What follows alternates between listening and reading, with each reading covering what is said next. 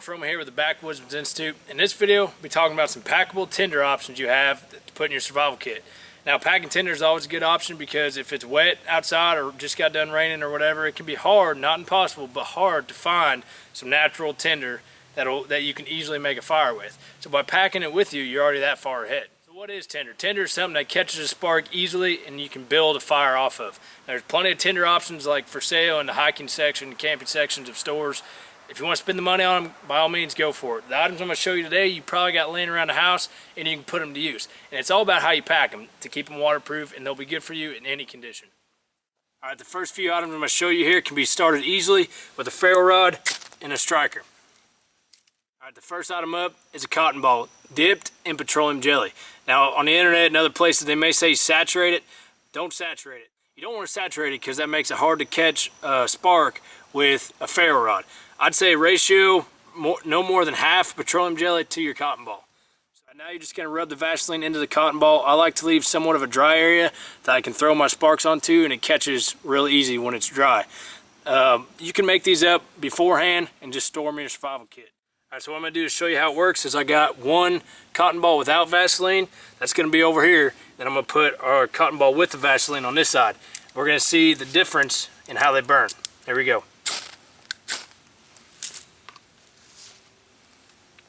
All right, you can already tell this one's burning much hotter. It's got a more of a orange-yellow flame to it.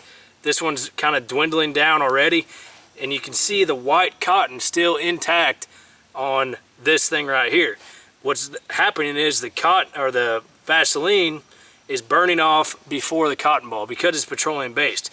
All right, this one's dwindling down to nothing. This one will go for probably about another 2 minutes or so, and it'll be really easy to get a fire started off of that.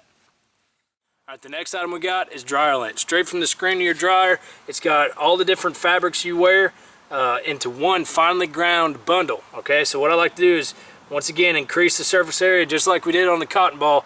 That way more sparks can hit what you're trying to land them on. All right, so here we go.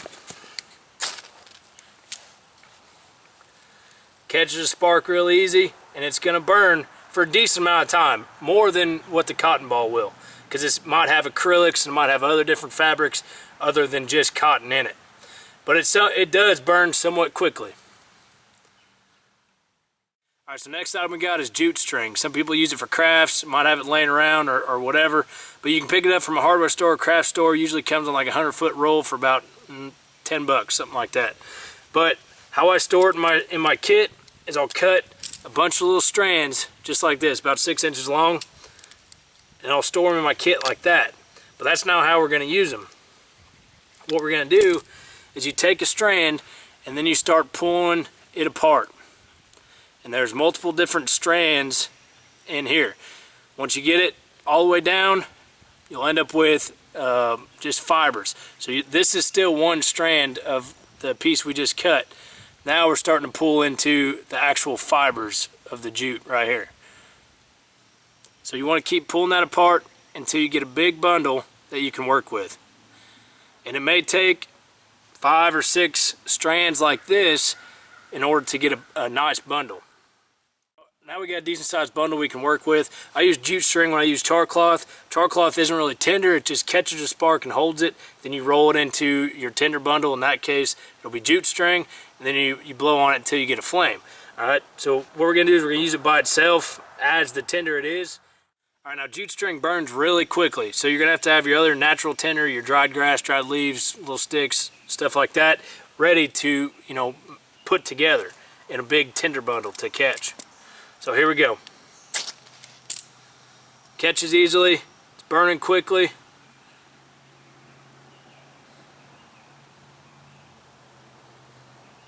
And there you go. That was jute string. Alright, so what we got right here is steel wool. It's super fine. Grade 4 zeros behind it, okay? The super fine. So tear you off a piece, open it up a little bit. Now this method I'm going to show you is not with a battery to start it. You can use a battery to start it, but we're going to be using our ferro rod.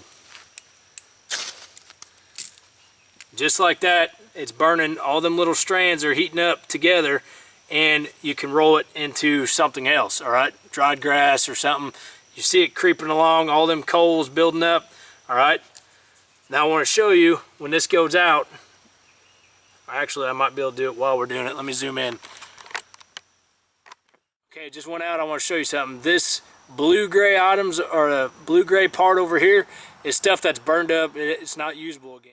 But let's say I didn't catch it, and that was my only steel wool. I still have this silvery gray spot right here that I can use. Right, it's not as good, but I can open it up, try to expose as much of that gray, or that new gray, still good stuff in there.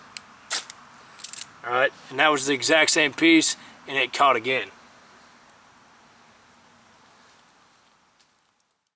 Alright, one of the most important things to think about when you're packing your Tinder out with you is to keep it waterproof. This right here is a waterproof box. Alright, I picked it up from Walmart. I don't use this for my Tinder. This is just an example. It's too big for my survival kit.